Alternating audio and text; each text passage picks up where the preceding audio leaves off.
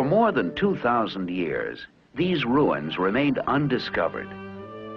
For centuries, the only people who saw these remains were occasional nomads who camped near here. We archaeologists often find more information than we originally hoped for. This is exactly what happened in the Middle East. In the 1850s, when archaeologists first came to Iraq, or as it was called then, Mesopotamia, they were looking for the biblical city, Babylon, but they uncovered even older civilizations. The digging started here, in the Fertile Crescent. The land between the rivers looked promising because of the possibilities for irrigation agriculture. Archaeologists knew that early civilizations grew along the banks of major rivers. Here, it was the Tigris and Euphrates. These rivers were fed by waters from the mountains to the north. Not far from here, ancient cities have been discovered. Around 2700 BC, they were populated by Sumerians. In this area, archaeologists have found proof that cereal agriculture was the basis of that civilization. Irrigated fields produced a dependable food supply for Sumerians.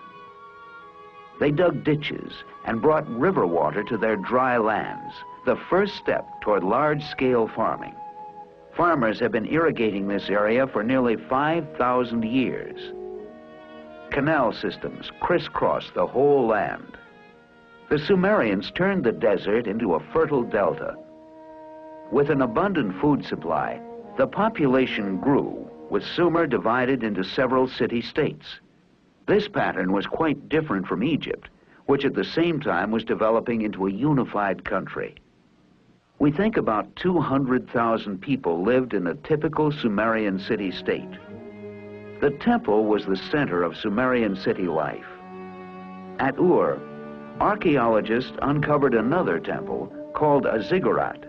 Each city-state was organized around the worship of the deity whose home was the temple. I remember thinking what great shape the Sumerians had to be in. It was a long way up to the high platform, but when I reached the top, I could see the ruins of the entire city.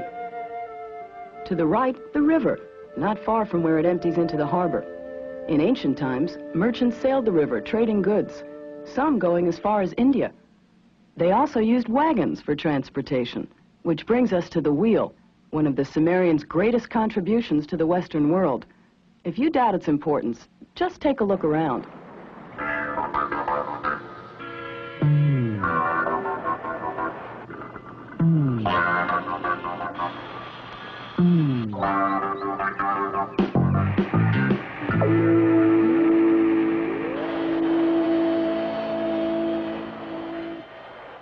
This is a photograph at the excavation site of another ancient city not far from Ur.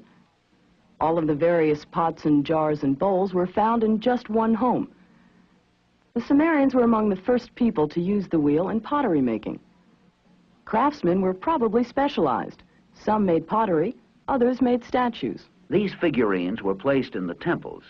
They give us an indication of how the Sumerians dressed and what they looked like. Some cities even had toy manufacturers. Working with clay, the Sumerians produced toys that resemble some of ours.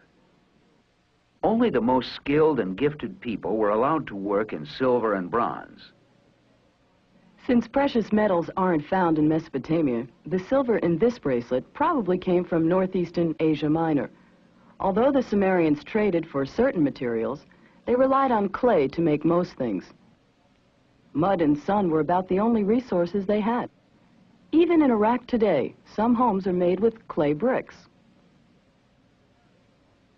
The Sumerians also developed the principle of the arch. This method of spanning and opening in a wall was the Sumerian contribution to architecture. Since 2500 BC, the arch has been essential in the building of bridges and temples. Perhaps the most important use of clay was in the development of writing. Writing was first used as a way of keeping track of business in the temples. More than half of all ancient history was recorded on clay tablets, and this is where it began. Cylinder seals were the first form of written communication. They were used to identify land ownership and water rights. a seal was rolled across a clay tablet, leaving an official mark. In this way, Sumerians notarized documents. These pictographs soon were replaced by cuneiform writing. But even this new method could not eliminate disputes. The cities continued to fight for centuries. By 2300 BC, a people called the Semites had become dominant in the land of the Sumerians. By 1900 BC, Sumerians had been absorbed into the Semitic population. Then in 1750 BC, the people became part of a politically unified empire created by the Semitic King Hammurabi. The land became known as Babylonia, with its capital at Babylon. This is King Hammurabi at his throne.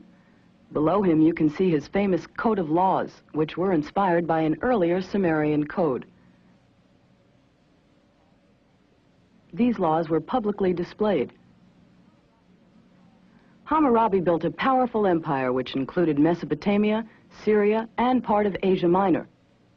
Babylonia retained its power for nearly 300 years. About 1400 BC, another people had their beginnings around the city of Assur.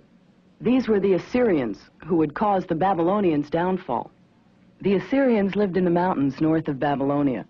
They were an agricultural people, highly civilized, although their culture was less developed than the Babylonians. However, the Assyrians had something that enabled them to conquer empires. They had the horse. Can you picture thousands of warriors riding out of the mountains? Men on horseback must have been a terrifying sight to a people accustomed to fighting on foot. The Assyrians used shields and designed chariots for fighting.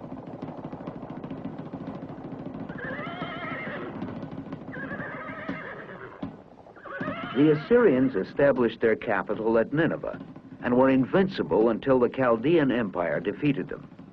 Around 570 BC, it reached its height under King Nebuchadnezzar. Power shifted back to Babylon. Under the new king, Babylon became one of the most splendid cities in the world. Architectural principles developed earlier by the Sumerians reached their fullest expression. Behind these gates and through these streets, visitors saw the famed hanging gardens of Babylon.